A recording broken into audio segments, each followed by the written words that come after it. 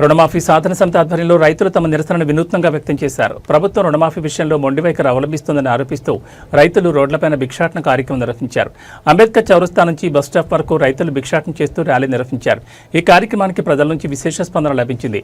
చెప్పుల దుకాణాలు, కూరగాయల దుకాణాలు, పండ్ల దుకాణాలు, మెడికల్ షాపులు, మొబైల్ షాపుల యజమానులు మరియు చిరు వ్యాపారులు తమకు తోచినంత సాయం అందించి రైతులకు మద్దతు తెలిపారు. ఈ భిక్షాటన కార్యక్రమంలో రేసుక లక్ష్మారెడ్డి, కొమ్మిడి మైపాల్ రెడ్డి, ఏనుగు సుదర్శన్ రెడ్డి, బండారు శ్రీనివాస్ గౌడ్ మరియు ఇతర రైతులు, రైతు సంఘాల నాయకులు పాల్గొన్నారు.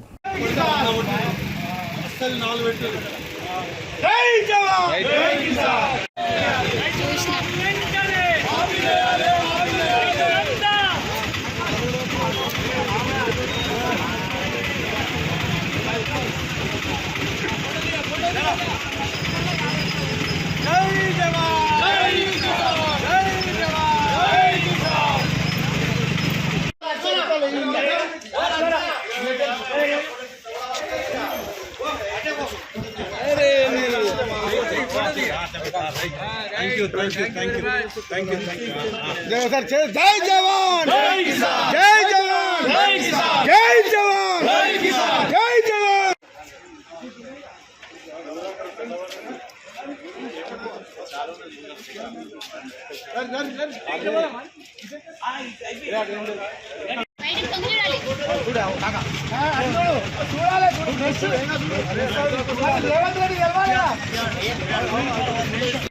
మేము కూడా వెళ్ళిపోతాం ఉంటాం మరి మేము కూడా వెళ్ళిపోతాం ఉంటాం మరి మేము మీ పదివేలగా జై జవాన్ ఎందుకంటే రైతులు మద్దతు చేస్తున్నారు అంతే.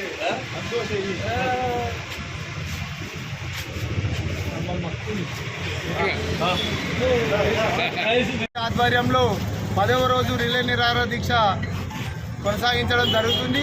అదేవిధంగా రోజు ఒక కార్యక్రమంలో భాగంగా ఈరోజు ఏదైతే ప్రభుత్వం మొండి వైఖరికి నిరసనగా ఇంతవరకు ప్రభుత్వం స్పందించకపోవడం కోసం నిరసిస్తూ ఈరోజు రైతుల నిరసనగా భిక్షాటన కార్యక్రమం ఏర్పాటు చేయడం జరిగింది. ఈ యొక్క కార్యక్రమంలో పాల్గొన్న రైతు బంధువులందరికీ మరొకసారి ధన్యవాదాలు తెలుపుతూ ఇదే విధంగా రోజుకొక కార్యక్రమము రైతు రుణమాఫీ చేసేంత వరకు ప్రభుత్వంపై ఒత్తిడి తెస్తామని చెప్పి తెలియజేస్తూ ఈ యొక్క కార్యక్రమంలో పాల్పంచుకున్నందుకు ధన్యవాదాలు.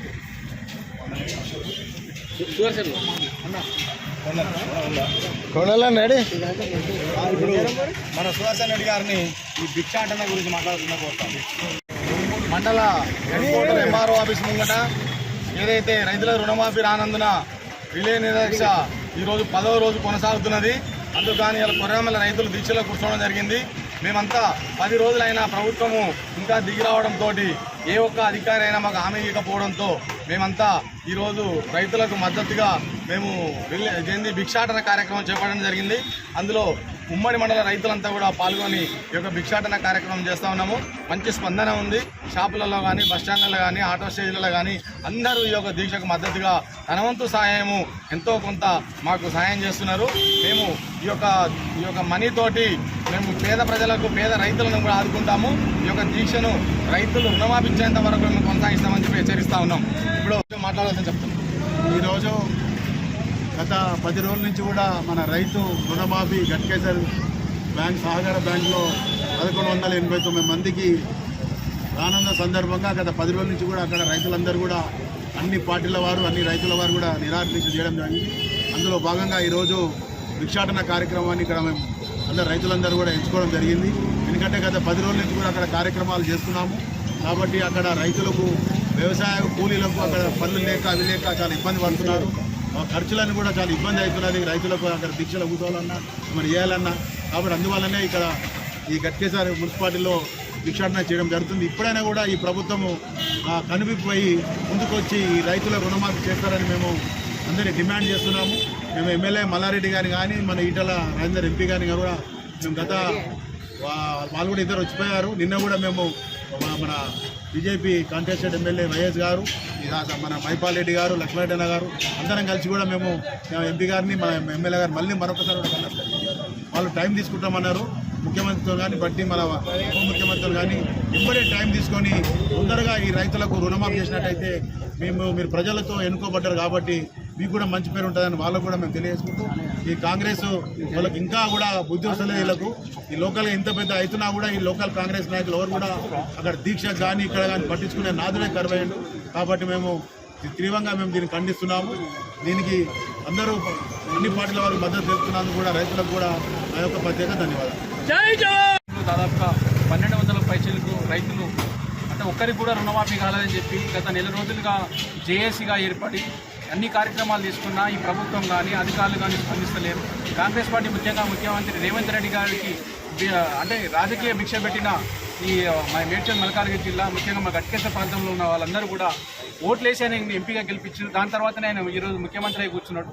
ముఖ్యమంత్రి కాకముందుకు అనేక హామీలు ఇచ్చిండు. సరే ఏ హామీలు ఇచ్చినా ఏం నిలబెట్టుకుంటావో నీకే తెలుసు. కానీ కనీసం మా గట్కేశ్వరంలో ఒక్క రైతు కూడా ఇక్కడ రుణమాఫీ కాకపోవడం వలన రైతులు ఎంత ఇబ్బంది పడుతున్నారు. రోజు అసలు పోలీస్ స్టేషన్ల ముంగట ఎంఆర్ఓ ఆఫీస్ ముందర కూర్చోవాలంటే వాళ్ళు పనులు వదిలిపెట్టుకొని రైతులందరూ అక్కడ కూర్చున్నా కూడా ఇప్పుడు స్పందన లేదు. అయ్యా కాంగ్రెస్ పార్టీ నాయకులారా, మీకన్నా కొంచెం అంటే లోకల్లో ఉండే నాయకులు ఇదేదో అవహేళన చేస్తూ వాళ్ళు మాట్లాడుతున్నారు. వాళ్ళకు కూడా రైతులందరూ గమనిస్తూ ఉన్నారు ఎవరు ఏ పార్టీ వారు స్పందిస్తున్నారు, ఏ నాయకుడు స్పందిస్తున్నారని.